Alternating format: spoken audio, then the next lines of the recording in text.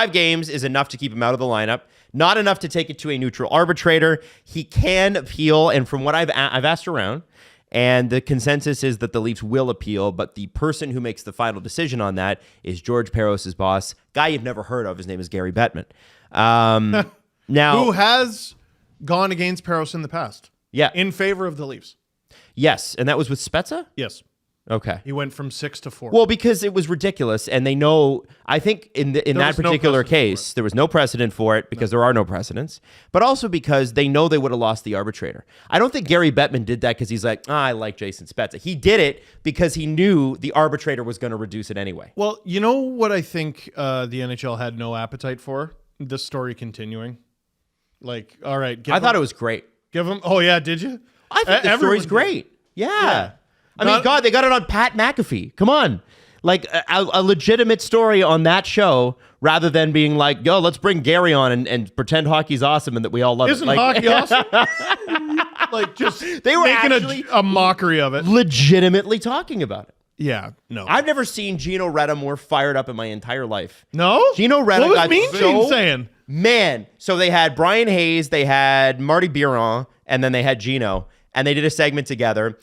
Brian Hayes, obviously, full blown, like, yeah, he did the right thing. Marty Biron, and actually a lot of ex-NHLers are like, yeah, he should have expected something. Maybe not a cross-check to the face, but he should have expected something. And Gino's like, listen, the only person that Morgan Rielly hurt there, and this is just his opinion, I'm repeating it, is his teammates because now he's out 5 games. And honestly, all legitimate. It's kind of valid. There's some validity to that. Yeah, but he said it in a far more fiery way. Mean Gene. Gino, you're not used to him being all fired up, but apparently he's a very passionate guy. Yeah. He's never been your boss. Yeah. Exactly. You're a 22-year-old fucking up his scripts. You might have a problem with it. That was me, 21 actually. So okay, guys, 5 games. What was your reaction when Kevin Weeks leaked it? And we will get to that, by the way. My first reaction was, how the hell does Kevin Weeks know that? Yeah. I know maybe I'm a little too close to the painting. Let's not talk about that. Let's keep going. Well, no, that's later in the story. Let's talk about more. It's relevant, and I guarantee Brad Treliving's going to bring it up today. But 5 games, my reaction was, all right, fine. But like 5, I can sort of live with. I've seen 5-game suspensions before, but the ramp up to this made it seem like Rielly was going to get, everyone seemed to latch on to the number 6 because with an in-person hearing, you can do 6 or more. Mm-hmm. No, guys, like when I heard it could be 6 or more, I'm like, they're going to really throw the book at this guy. And I started to allow myself to believe 8 to 10. I really did.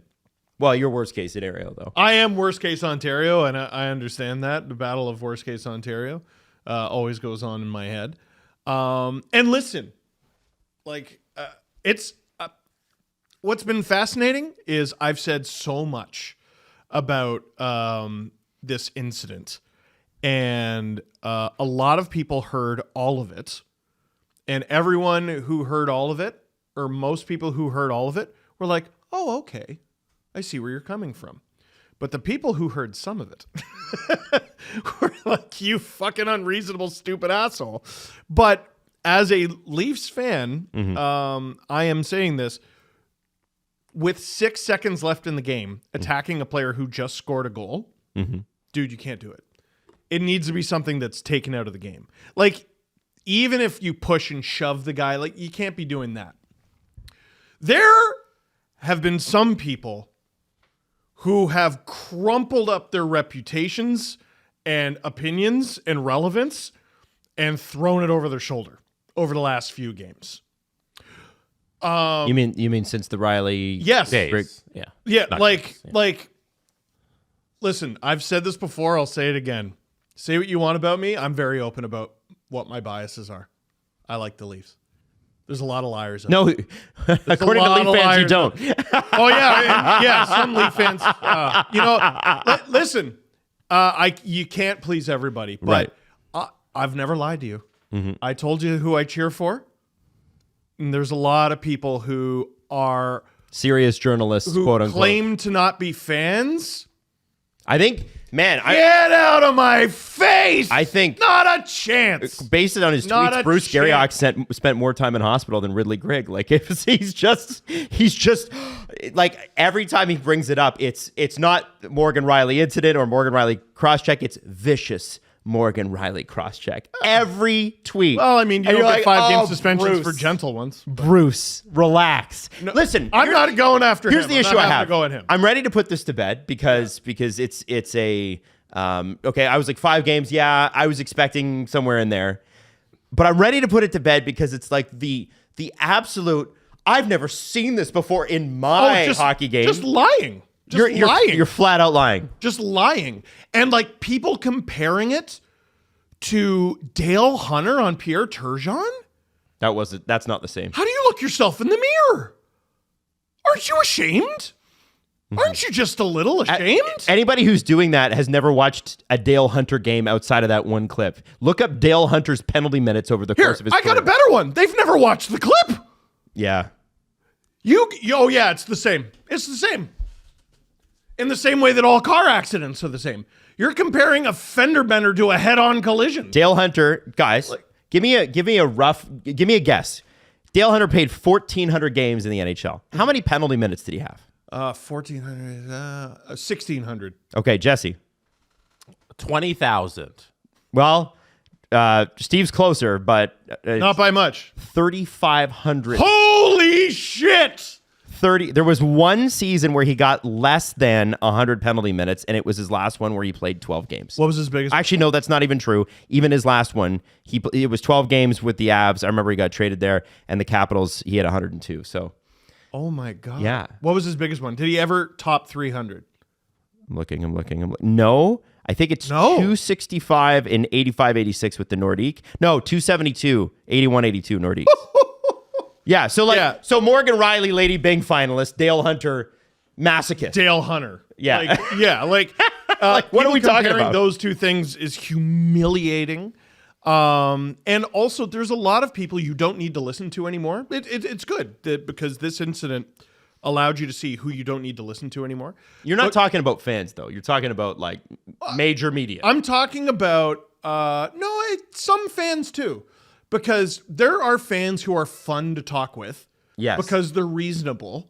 And even though they don't like your team, they understand. And then there are some fans that hate the Toronto Maple Leafs more than they love their own team. They hate the Toronto Maple Leafs more than they love hockey. Like, genuinely deeply. And there was a big air of, oh my God, this story is exhausting. And I agree, but I don't think I agree for the same reasons. Were Leaf fans a little unreasonable? I'm sure a lot of them. Forever and always. Forever and always. That's what, fanaticism is, as long as you don't take it overboard or whatever. But there were a lot of people. I mean, the Schadenfreude was ridiculous. And that's okay. You're allowed to hate a team. You're allowed to love every bad thing that happens to the Leafs. I just don't have to regard your opinion as legitimate. Okay. As a result. Jesse, you're smiling over there. Why? No, it's just we wanted to put this to bed, and then we spend a lot of time talking. I was going to put it to get bed after this show. I think. Why would I bring it up if I was putting it to bed today? All right. This is putting it to bed. Well, putting it to bed, and then the GM of the Leafs is going to talk about it. And Yeah, it won't go to bed. Now, this friggin' zombie. I want to show you story. something that happened last night that was a non-call on Ridley Grigg, and I'm not sure if you've seen this. A non-call on Ridley Grigg? Jesse, the video is from @EverydaySends on Twitter. I refuse to call it X. If you can go to the 3rd second and just freeze the video. A non-call on Ridley Grigg. This involves Boone Oh Center, my God! a knee-on-knee. Sorry, I was very surprised because he wasn't in the frame at all. Interestingly enough, on this play, the Ottawa Senators get called for something. Well, they get called. No for. way. Yeah, they got called for like interference or something on another part of it. But yeah, I thought you were about to say embellishment. no, but it's a brutal. Ooh. That is an ugly hit. No, Grigg's pretty lucky there. Now, I don't think this has anything to do with the Morgan Rielly thing at all, but there certainly is. He's certainly on a different level. If you ask the average hockey fan who Ridley Grigg was and who he played for outside of Ottawa before this incident, people be like, I really don't know. Maybe he's getting buntinged. Well, I think what's happening very likely is that he's becoming the Senators' pest, and that's a part of becoming the pest for every team is that there's going to be guys like Boone Jenner. Now, the Blue Jackets got absolutely squashed by the Sens last night. Yeah, that's usually what you're supposed to do to the Blue Jackets. Everyone takes I wish we. But is this the guy who's fighting for pest respectability in the league in the way that Marchand has, or is this a guy who other veteran players are like, listen, I saw what you did to the Leafs. You're not doing that here. I think both things can be true. Listen, it's a treacherous job doing what he does. It's making the NHL the hard way. It used to be you did whatever to make the NHL by being the bully, by throwing the fists. Now you make the NHL by being the bag. You put yourself in a position where you piss everybody off and they attack you. That's how you make the show these days. There's no more, big cats. You got to be the rat. So he's a good one, though. He's a good one. I don't really think we've done much insulting of Ridley Gregg other than I thought he did milk it a little after the Rielly thing. But that's a fine player. What did you guys think and of a young player too. The NHL's context of the suspension, saying that Morgan Rielly did it in a way that Ridley Gregg couldn't have been expecting? I don't think that's untrue. You don't think what he did, like in any other context, right? You take a shot after a whistle. I get that that's a different scenario. We've never in our lives seen, I've never seen somebody take a slap shot at an open net on a breakaway. No, but it's the NHL talking out of both sides of their mouth. Okay, so what do you think? So Jesse, you think that that's a fair assessment?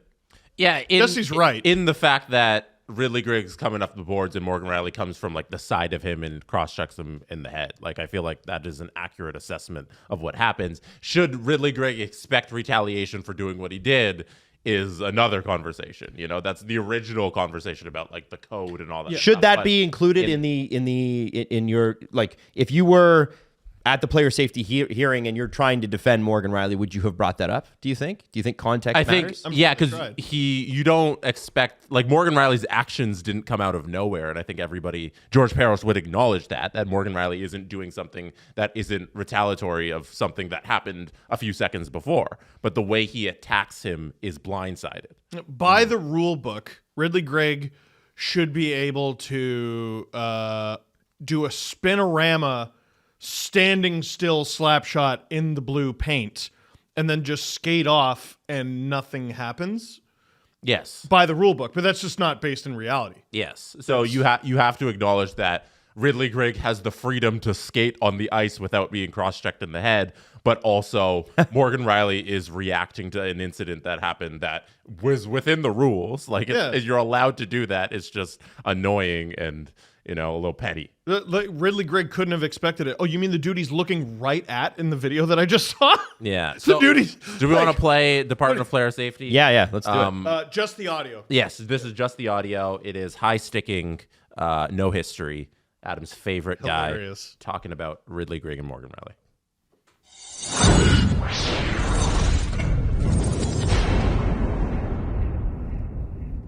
Saturday night in Ottawa, Maple Leafs defenseman Morgan Rielly was assessed a major penalty and a game misconduct for forcefully cross-checking Senators forward Ridley Gregg in the head well after the end of the play. As the video shows, with seconds left in the game and the Senators ahead, Gregg is sprung on a breakaway with the Maple Leafs having pulled their goaltender, with Rielly following on the back check. Gregg approaches the goal and takes a slap shot from close range into the empty net, then turns up ice to celebrate the goal. As he does so, Rielly skates towards Gregg with purpose and for some distance, raises his stick high with both hands and intentionally strikes Gregg in the head with substantial force. This is cross-checking. It is important to note that there are a number of factors that separate this play from other cross-checking violations, elevating the incident to merit this level of supplemental discipline. This is not the case of two players mutually jousting where both players could reasonably expect escalating contact. Can you pause it for a sec? Yeah. Mutually Mutually jousting? jousting? Mutually jousting? Because cross-checking, when you're in front of the net, they don't call it. Right. Are you allowed to fuck around with people and just joust? Jousting's fine. It's fine. Like, this is I know the game is over, but like just off the top of my head, basically every playoff game ends with both teams beating the shit out of each other. And that's just allowed. So jousting and beating the shit out of each other is fine. This crosses the line. Good league. Anyway. I think they're acknowledging that when you're in front of the net and there's some sort of battle, guys are cross-checking each other, that's not called as a penalty. He's using the terminology jousting to acknowledge that there are incidences on the ice where cross-checking is... They allow infractions. It's allowed, but it's not really allowed, Right. That's not how you run anything. Anyway, contact, continue. or for both players' sticks to come up high. This is also not an inadvertent or accidental use of the stick while leveraging for body position or for other hockey purposes. This play occurs well after the goal has been scored, late in the game with the score out of reach, and for the sole purpose of retribution. And while we acknowledge Rielly's argument that his stick does make... Did you hear that? Oh, how does he know intent? Sorry, that's what I'm told every This play single occurs time. well after the goal has been scored, late in the game with the score out of reach, and for the sole purpose of retribution. He's right. And while we acknowledge Rielly's argument that his stick does make some contact with Greg's body before striking Greg in the head, this is not a case in which a stick that is raised to an excusable level is significantly deflected up and into the head and neck area. Rielly pursues Greg for some time and has sufficient opportunity to choose to engage him in a different manner or ensure that this cross-check is delivered solely to the body. Instead, fully in control of this play at all times, Rielly... He can choose to engage with him in a different manner, which is to say some level of fucking with your opponent's totally cool. Again, it's just not a league. Yeah. It's just not a but reputable sports league. So this is the thing, though. I think it is. I think they're acknowledging that had Morgan Rielly taken a baseball bat to the back of his knee or his legs, where his calves are, probably would have been a game misconduct. Yeah. If Morgan Rielly said, I am going to channel my inner Jacob Trouba and take a baseball bat to this player in a Trent way... Frederick's face. in a way that's to the back of his shin instead of Trent Frederick's face, Morgan Rielly skates off with maybe a 1-game suspension. Punched him. Maybe nothing. Punched him. Yeah. Dude, the end of Game 4, Leafs-Panthers, the only game of that bloody series that the Leafs won, the Panthers went, all right, well, it's going to Game 5. Let's, beat the shit out of them. And then they did. Yeah. They just beat the shit out of them. This is the NHL accidentally admitting, you're allowed to beat the shit out of him a little. I don't think it. I think they're That's acknowledging, absolutely. they're acknowledging the sport, and we all know it, and it'd be they couldn't not say it. The sport that has no defined rules whatsoever. Yes, the rules are vague on purpose. They got 40 seconds left. He chooses to raise his stick to the level of Greg's head and neck, approaching from the side and delivering a forceful strike to the face with his stick well after the goal has been scored. In short, this is not a hockey play. This is an intentional, forceful strike to an opponent's head, using the stick as a weapon to exact retribution on an opponent well after a goal has been scored. To summarize, Key points. Ooh, this is cross-checking. new graphic. All right, put this up, Maddie. We got a new graphic. Cross-checking. Rielly has been neither fined nor suspended previously history. in No his history. 769-game NHL career. Nice. Oh, yeah, we can't show this. There you go. The Department of Player Safety has suspended Morgan Rielly for 5 games. Why do you say it like that? Has suspended Morgan Rielly. So there's their explanation. It is a reasonable explanation. It is, and it was for retribution. But I am going to reference that video all the time because a certain level of fucking with your opponent is fine.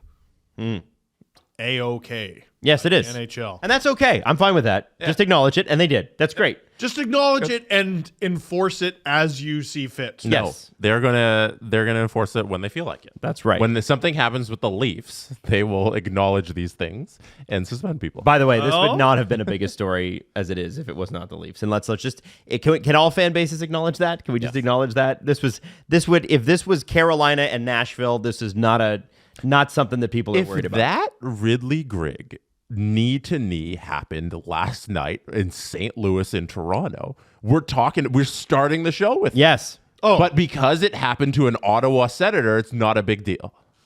which Well, and because it's it was bullshit. dealt by a Columbus Blue Jacket. Yeah, because it was a game between the Blue Jackets and Sens. Yeah. Like there's something that happens when it happens. Something happens with the Toronto Maple Leafs, and it's a bigger deal. Yep. With the biggest Just franchise ask in the league. every fan of every other fan base because they're paying attention too.